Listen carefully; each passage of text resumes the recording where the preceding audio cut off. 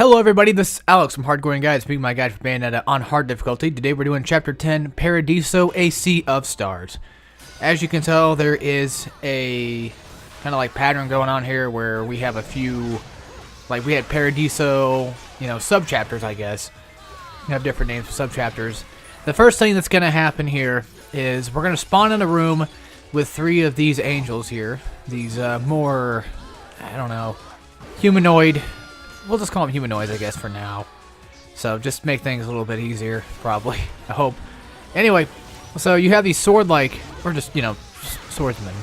Swordswomen, what do you want to call them? We have these angels to deal with. Now, the first thing first you want to do is instantly dodge as soon as the cutscene ends. That way you could just be on the safe side and not get killed off. So, take them out as you normally would take out any other ones. By the way, I don't know if I've seen it before, or if it's happened before in these chapters yet, but these angels do multiply. They can do that. And if you actually, I think, kill one before they multiply another one, you should be fine. Like right there, when they do that pose, you instantly know for sure they're going to multiply. And killing the host will not kill the duplicate. The duplicate is its own thing now. The clone is its own entity, and they can do the same thing. They can clone again if they wanted to. They can do the same thing as a host does. It's kind of the same regard in, I don't know, well, I keep talking about it so much, I need to do a guide of it eventually. The Wolverine game, where you fight machete enemies that actually do multiply into like 3 at one time. And if you wanted to grind up on those guys, you totally could. So, I mean, granted, you could do the same thing here too. If you really wanted to grind up just for a little bit, like if you trusted your instincts and your skills enough to do that, you could totally do it. But I don't recommend it, really, but that's completely up to you guys. I can't exactly tell you what to do, but that's just giving my advice here.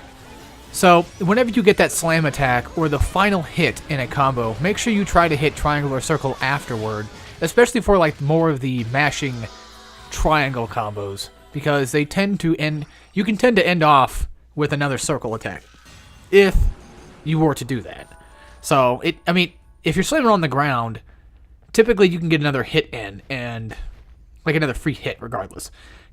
Because they're on the ground, they can't really do much about it. So, the Paradiso levels are more based around the fact of time and space.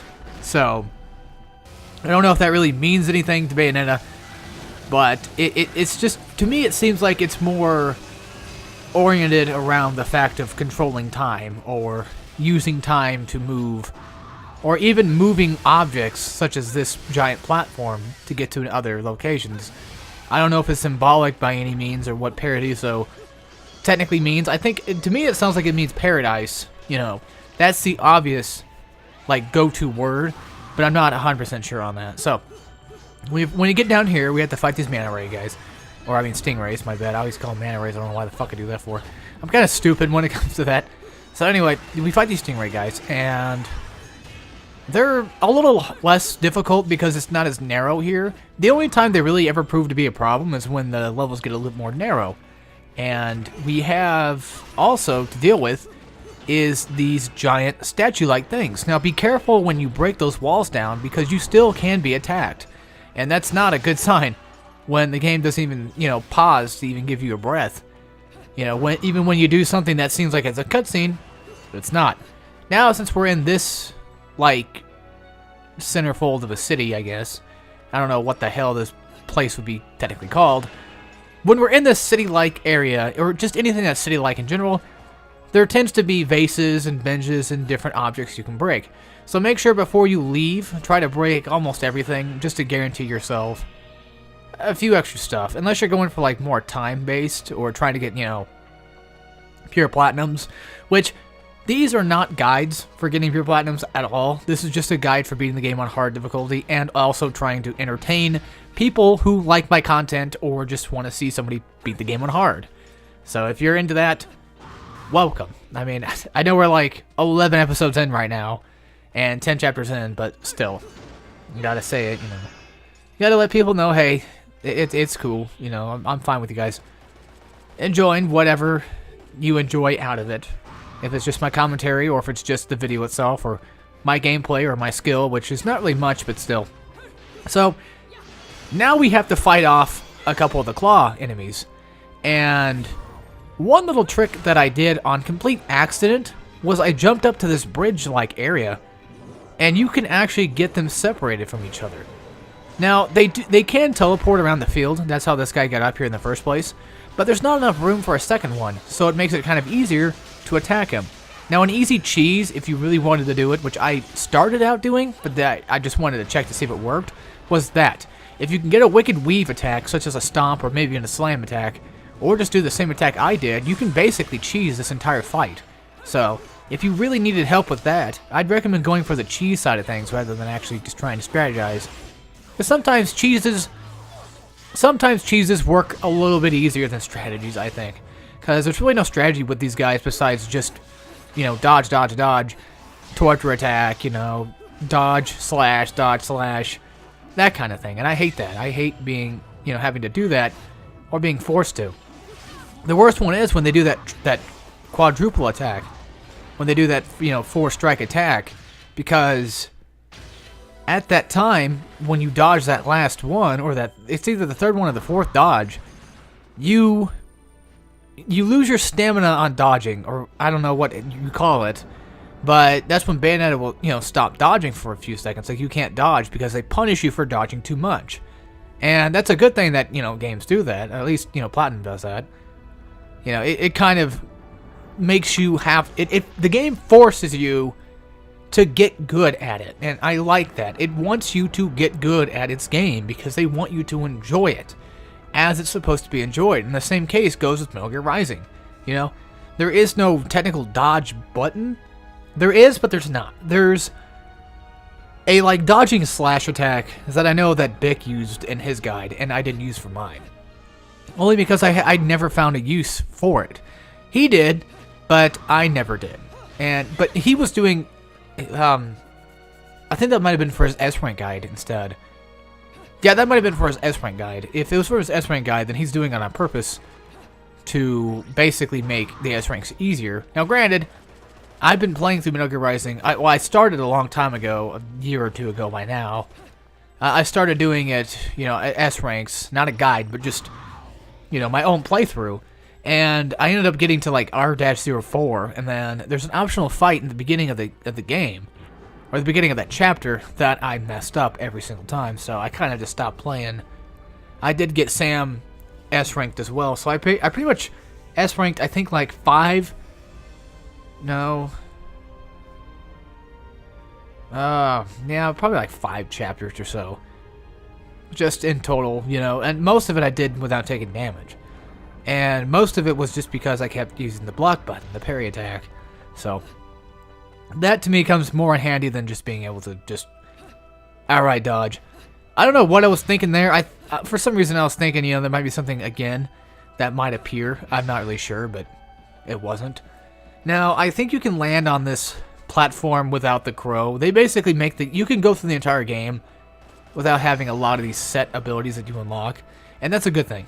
They don't ever make you buy any abilities whatsoever. They don't force you to do anything in this game besides, you know, once you get the, you know, the Panther within, or whatever it's called, then, yeah, you're going to have to use that for some obstacles, but for the most part, you don't have to. You know, especially in the beginning areas, you don't need the crow for anything at all. I just recommend having it because that way it keeps things a little bit easier, more air control. You know, I can at least control my jumps a little bit better and, you know, not have to take so much damage when I fall off. Which is a problem on its own. At least you don't die, so that's a good thing. I'd rather just take the damage than die for it, but still, it's a mistake nonetheless. Now, we're going to have to fight these guys in another narrow section of this. It doesn't look as narrow as it should be, but it really is. This is a really bad place to fight. Any place that has cliffs or just anything at all that is a narrow pathway like this, it makes the Stingray enemies a lot more harder to take care of because they can group up on you and just fuck you over. Granted, that's also a consequence for them too, because if you dodge enough times, you know, eventually you're gonna dodge, you get witch time. And you're going to get a chance to get out of there. So basically, when it comes to those guys, I guess my recommendation is just to keep your distance a bit. When they start to group up on you, just start fucking dodging. Just like no other. You can just mash it for all I care. You know? Just keep doing that, and then eventually they'll just... Yep, they'll attack you, you'll dodge out of there, and you're fine. So yeah, they might not be tough, but when they group up, they hit like a truck. So now we gotta fight this guy. You can get Witch Time off the tail, so the first thing you want to do is try to dodge that tail. Now to get the tail to activate, I think you have to be behind the enemy for that to happen. He does have a newer attack, and unfortunately he does come back, which kind of sucks, but this was one of the bosses I didn't really care for. But, you know, I think it's better here. It's better to fight him here. This is a dual boss fight, meaning that you're going to have to fight another boss straight after this boss. This boss itself is not that tough. It's more of a mini-boss, if anything. This is not really that tough of a fight. You really just, you know, just dodge all of his attacks. They're pretty much predictable. There's really nothing to really worry about there. Just be careful when you're attacking the weak spot that he will send out an explosion, which I was going to mention was new to me. I've never seen him do that before, so. If I'm correct, I think this might be like a whole new fight in general. I don't remember doing this fight here specifically.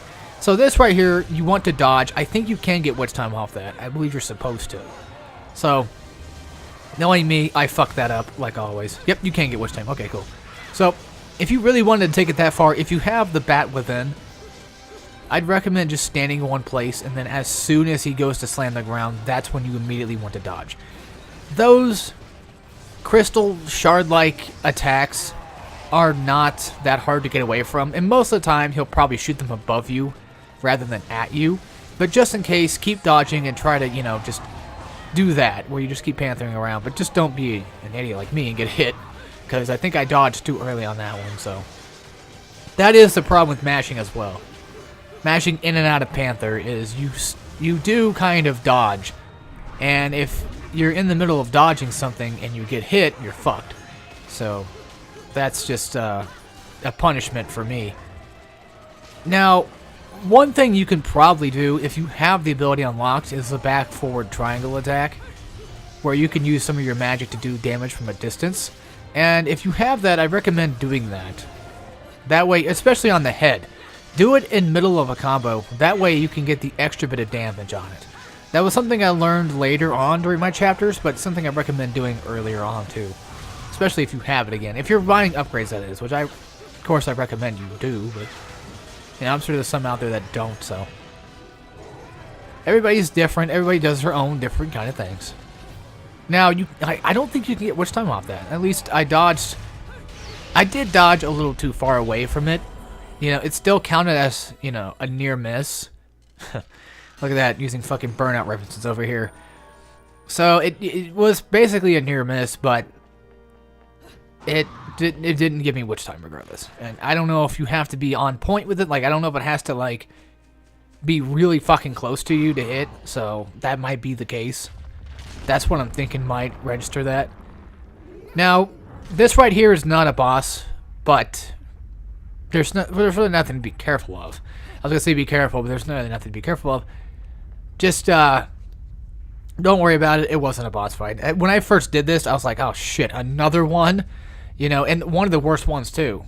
Like, yeah, I don't like the whole, like, you know, tentacle finger guy or whatever you want to call him. I don't really care for him that much.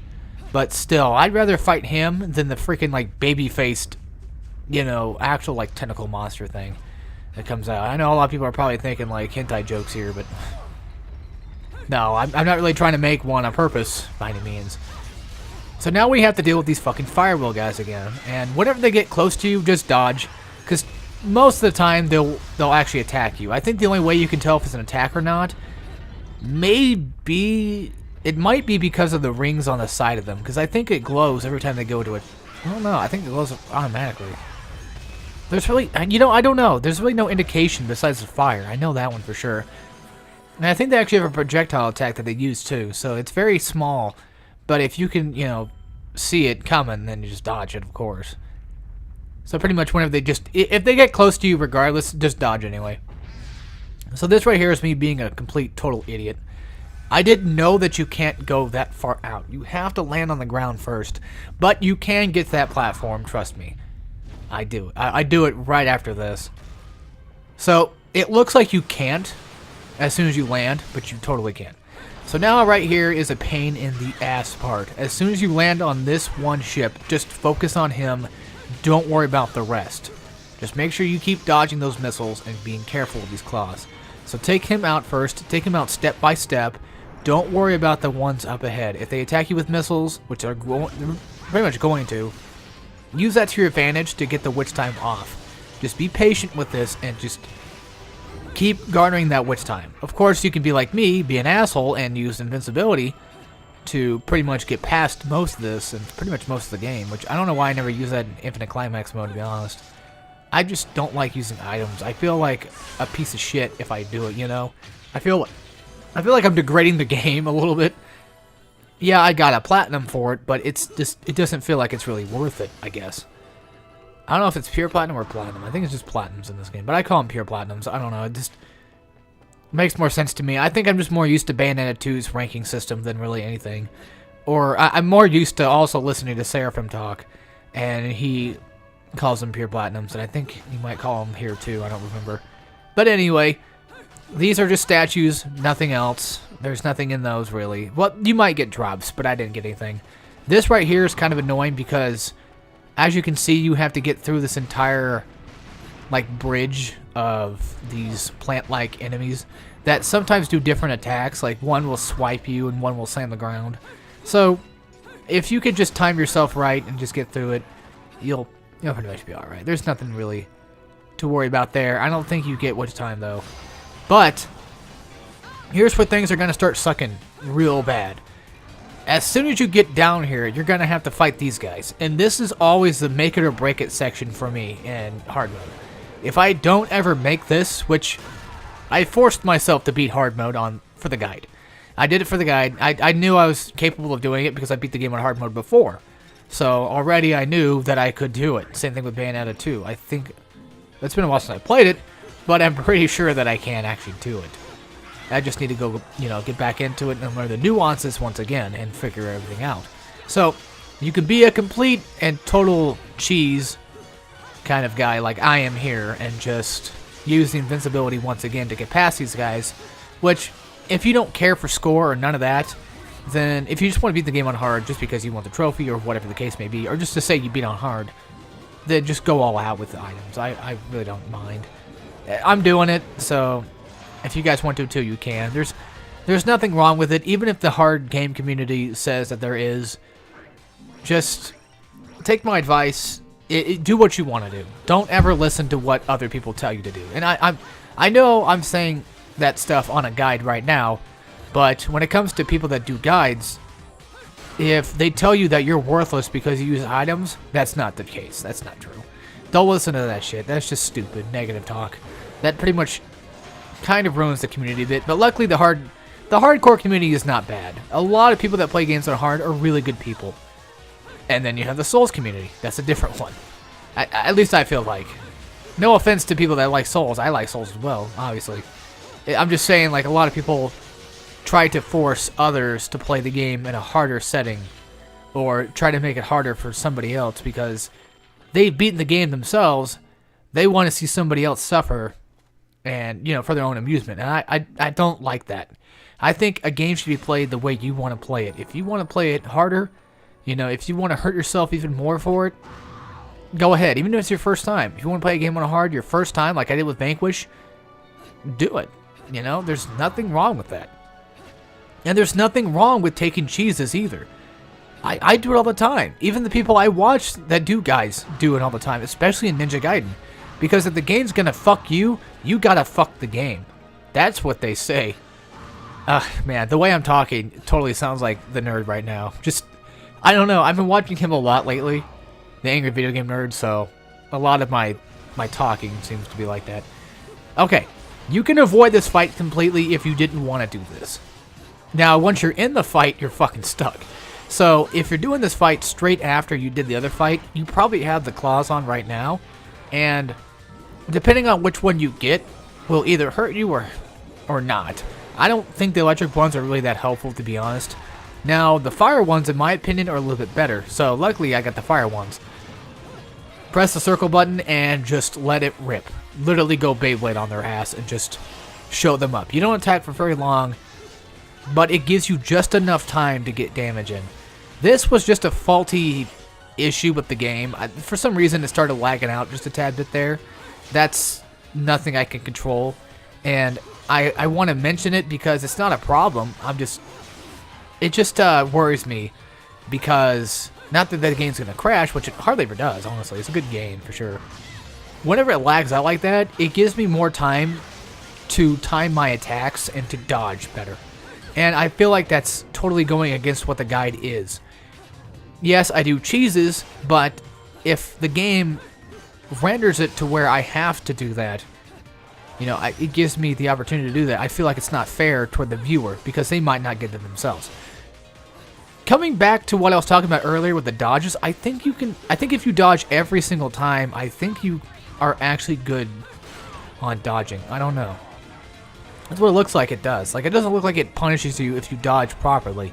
I think if you dodge too much, try to get out of an attack, the game will punish you for that. I think that's what it is. That might be the case. It looked like I got out of there pretty well, so just keep dodging his attacks. Get those torture attacks. If you have to use an item for it, which I never actually did use the purple ones this entire playthrough, I don't think. No, I do. Okay, I do. I remember now. Yeah, it's just I barely ever used them. So, you know, you build up magic rather fast, and especially if you grind up enough, you can go buy the accessories or the other kind of items that you can use that eventually will give you the ability to grind up for item, or like, you know, gain magic over time. There's one that does that. I forget what it's called, but there's one that gives you like magic over time. There's some that give you different magic attacks that you can use. It's all really cool stuff. And I just don't like the fact that it's basically after game stuff. You do get it in game regardless. It's just so expensive to get it, so it's better off just holding off till after game. And I think it's just, you know, one of those hindrances, but still, it gives you a reason to play the game, so why not? You know, you can still get them all. It's not like it's impossible. You just got to go through the game multiple times and, you know, keep playing, which eventually you'll get better. So, hey, win-win scenario. So these are the Piss Guardians, or whatever you want to call them. They're basically made out of piss. You have to fight two at the same time. There's no... They're not going to form together. The only ones that do that are the smaller ones. So these are the bigger type enemies that actually, you know, take a little bit longer to hit you. And that's a good thing because, A, better time to get witch time, right? So use that to your advantage. Wait for them to do the swiping attack with their axe. Just keep a distance a bit. Don't try to go underneath them like I do here, because if you do that, they're going to try to grab you. And that's not a good thing to do. So, wait, actually, these might be like more of like a medium kind of enemies. So the smaller ones form together, and these ones are not as big as the ones we've seen before, but still pretty big, so they're probably about a medium size for this. Always try to jump from the back, though. I know I said be careful of, like, going underneath them or going behind them, but if you get the witch time, go behind them and then go for that strike in the back. That way you can get off the weak spot. So there will be multiple that will spawn, so keep that in mind. The water doesn't really hurt you or anything. I think you can breathe indefinitely. There's really no issue with being underwater. It's just you can't really, like, aim out or shoot much of anything outside of water. Now, this is something I did where I found out that I could use to my advantage, and that was activating witch time on my own, which actually lasts really long. It actually helps out so much because, as you can see here, as you see what I'm doing here, I'm basically just cheesing this boss, these mini bosses. So really all you need to do is just go witch time and fuck them up like that. You can even do that for like the big guys too if you really wanted to. Now during witch time, what I would recommend doing if you're shooting these guys from air, if they're right in front of you and you're shooting them, do the back forward attack and try and go real fast. And then get that sword slash off on them, and then really do some damage. Because you can pretty much take off about half their health. This was something I was really proud of finding. And I know probably a lot of people already know about it anyway, because it's not that hard to, you know, figure out. But if you don't, well, here you go. You can use this indefinitely if you wanted. You don't ever have to fight these guys without witch time. And I like that. So it makes me wonder whenever I get to non-stop or infinite climax, whatever you want to call it. I always call it infinite. It's like non-stop infinite climax, but, you know, some people call it infinite, some people call it non-stop. As you can... Oh, also, another cheese I found was if they're high above the water, they can't attack you. If you're underneath water, they can't do shit to you. So you can literally send a slam attack from your sword on them or just whatever attack that works best for you that can actually slam or, you know, slash them above water. You can use this to your advantage right here, folks. This is great stuff. You can really cheese this fight if you wanted to. If you want to call it a cheese. I mean, the game gives it to you, so there's really no cheesing there, but still, it works. Well, granted, I mean, cheeses are in games anyway. The game already gives it to you. They just overlook it, I guess. I don't know how to put it. Cheeses are cheeses regardless of what I say they are. So, anyway, folks, that's the end of this chapter. And I will see you all in chapter 11 next. So, anyway, guys, see you on the next episode of Bayonetta on hard difficulty. And as always, take care, everybody.